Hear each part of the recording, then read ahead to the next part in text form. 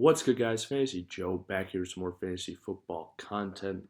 Today, I am breaking down my running back league winners, much anticipated league winner series, wide receivers coming out before the weekend is over. If you guys are new to the channel, make sure you hit that subscribe button to stick around for all the in-season content. Probably a few more videos coming your way as well. If you want to beat your friends and family in fantasy football, this is a place to subscribe to. If you want to bring home that fantasy football championship, it's that simple. Just hit that subscribe button. Get that edge on information and strategy on all your league mates. But let's dive into our league winners series. This one's probably no surprise to you if you've been watching the channel this year. James Cook, running back for the Buffalo Bills. He is one of my league winners. Let's talk James Cook and why I'm so high on him. So last year he finished as the RB11. His role increased dramatically when Joe Brady took over as the offensive coordinator. When he did, he averaged 19.6 touches per game, 104.3 total yards per game, 11.4% target share as well. When Joe Brady was offensive coordinator, he actually played 48.1% of snaps inside the 20. That's one of the biggest numbers I like to point out with all these stats. Not only was he receiving a great utilization rate, his utilization around the red zone was much higher than it was prior. And I think that's the big knock James Cook gets. His last year, RB11, finished with 2 rushing touchdowns. Absolutely ridiculous. He is going to score more than that many touchdowns this year. I guarantee it. If he has 230 carries, which he will, if he stays healthy, he's going to run in 6 or 7 touchdowns on the ground. He's a threat through the air. He's got a real chance he could catch 4 again next year. So you're talking about him being able to get that double-digit touchdown range with a massive workload, high octane offense, and you can get a lot more meat left on the bone. You can draft an RB1 in round 3 that has a lot more touchdown upside than he did the year before. James Cook is going to be a league winner. He's going to be a guy who can get the ball 250 times on the ground. He can catch 60 passes with the targets that they've lost in this offense. If he does both those things, which would not be that crazy considering his utilization when Brady took over, he will be a league winner, no doubt. He's one of the most talented young running backs in the league. And he plays on a great offense with a great quarterback that's going to have to heavily utilize him. He has to be a focal point of this offense with the guys that they have left.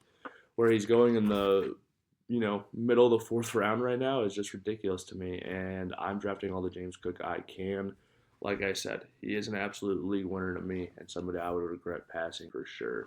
Moving on, my next running back. This guy is much hyped. We got Jerick McKinnon.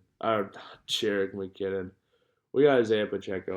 So Pacheco this last year really stepped up into that lead back role, took it over from Clyde and, Jerick McKinnon. Jerick McKinnon no longer on the team. He was a 3rd down back this last year.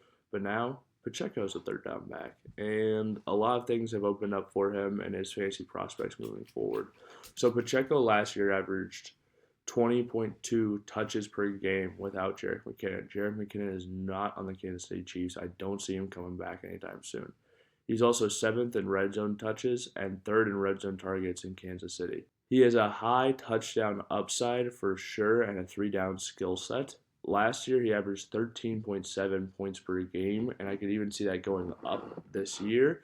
This is a guy, the running back for the Kansas City Chiefs, has always been a very productive for fantasy football. And now you've got one guy who is set to take over that entire role. He's not only going to be catching passes, he's going to be the guy on the goal line, going to be getting the runs when they're trying to run out the clock with that good defense. There's a lot to like about Isaiah Pacheco in round 3. Again, I project him for double-digit touchdowns on the ground this year. Guy's going to catch probably 50 passes. Now, I will point out, yards per reception in the passing game last year, abysmal. 5.5 is not what you're looking for. But you still get a half point every time he catches the ball. I think that number will go up with his explosiveness. I'm not saying he's the most natural pass catcher, but certainly in his skill set he can get done. He might not be the most efficient, but if he can even just get that to 7 yards per reception, those numbers are going to look dramatically better. He's going to be a force for fantasy football.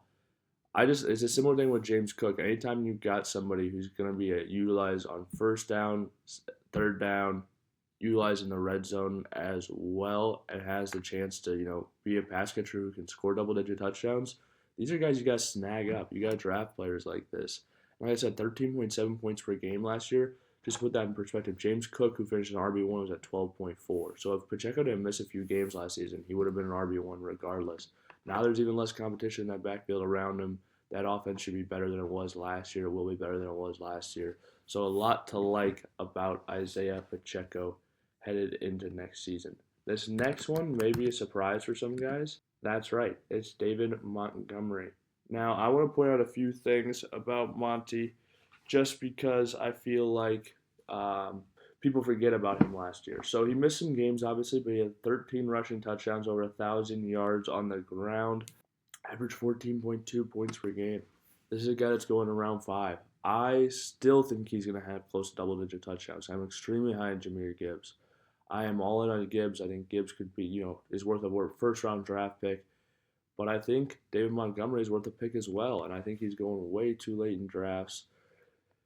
And I'll give you some reasons why. So when the Saints had Alvin Kamara and Mark Ingram coming into year 2, they knew what they had in Alvin Kamara. They still utilized Mark Ingram to a great degree. I still think David Montgomery is going to get close to 200 carries, right around at 900, 1,000 yards, and be close to double-digit touchdowns.